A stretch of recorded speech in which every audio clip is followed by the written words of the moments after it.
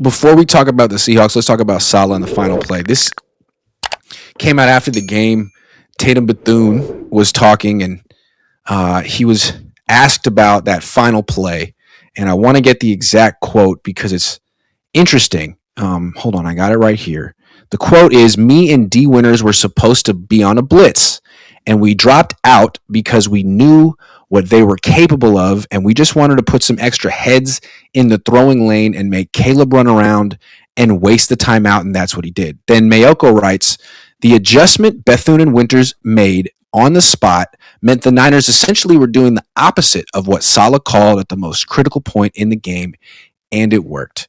This is interesting. It kind of sounds like the play call, like the middle linebacker, the guy who calls the plays on defense, and his running mate went rogue on the final play of the game and did the opposite of what Robert Saleh wanted, and that's why the Niners won. Is that kind of how you interpret what this report? Okay, and Maddie wrote an article for NBCSportsBayArea.com, and sort of interpreting Bethune. Which is a fair thing to do. And Bethune clearly seemed to say that we contradicted between the two of us. We said, Robert called us, but we'll do this instead. That may be the truth, Iggy. Yes. If it is the truth, I don't think it's a put down of Salah. Even though if they contradicted him, I think there are two other ways to look at it. Beside this guy doesn't know what he's doing, we're going to contradict him and go rogue. One is that he's such a good coach, he's taught them that go with your gut.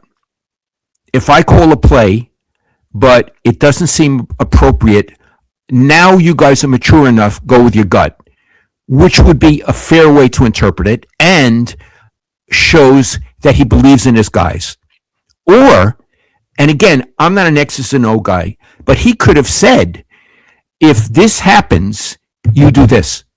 So they may have absolutely reacted the way Salah wanted, and Bethune may have oversimplified what he said.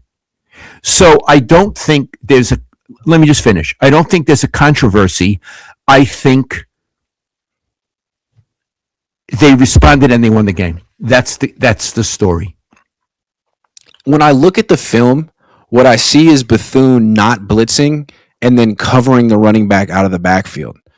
That doesn't really look like a guy going rogue and freelancing. It seems like he's covering someone, and the defense was playing man-to-man, as Jair Brown said. So, I don't know. I don't know anything about scheme, but it's possible that if the running back had stayed in the backfield to block, that Bethune would have blitzed. But since the running back ran a route, that Bethune covered him, and that's kind of how he's coached, I have no freaking idea. And I bet you, Dad, Robert Saleh doesn't want people to know. And when he's asked about it later this week, he won't really provide any clarity because I bet he actually wants people to think that his players went rogue.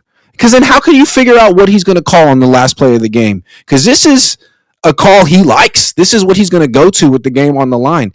He doesn't want people to figure out what's going on. Better for people to think that his players are just doing whatever. Okay, I want to be very clear here. We're not putting down Matt Mayoko. As all of you know, he's one of my dearest friends. We're really much more talking about Bethune and the message that he gave. And we're not putting down Bethune. We're trying to put it in context and to understand it.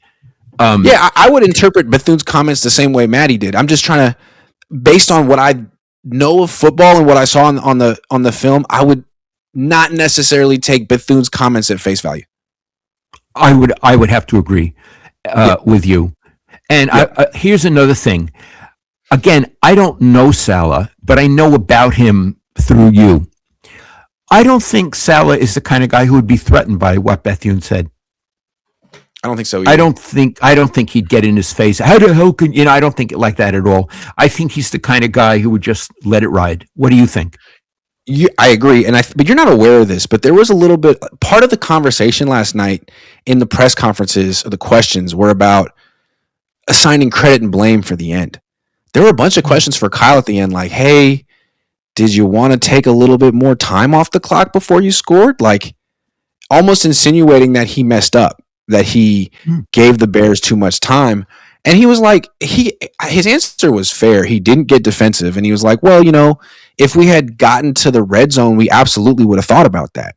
But we scored from like 35 yards out. And he didn't say it, but I'm sure he wasn't thinking that Jawan Jennings was going to break away from the defense and score on that play. The idea was to get into the red zone. And then all of a sudden he scored. What are you going to do? Like tell him to go down?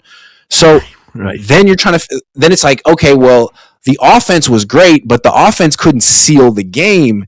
The defense sealed the game, and it was Saleh and his call. But then it's like, wait a second. It wasn't Saleh and his call. It was his players who went rogue, and they did. And remember, during the week, I asked Brock, do you ever go rogue and say, I don't like this call. I'm calling my own play. Like, that's what the defense did. Well, I don't know. But those are what the narratives that were going on last night after the game.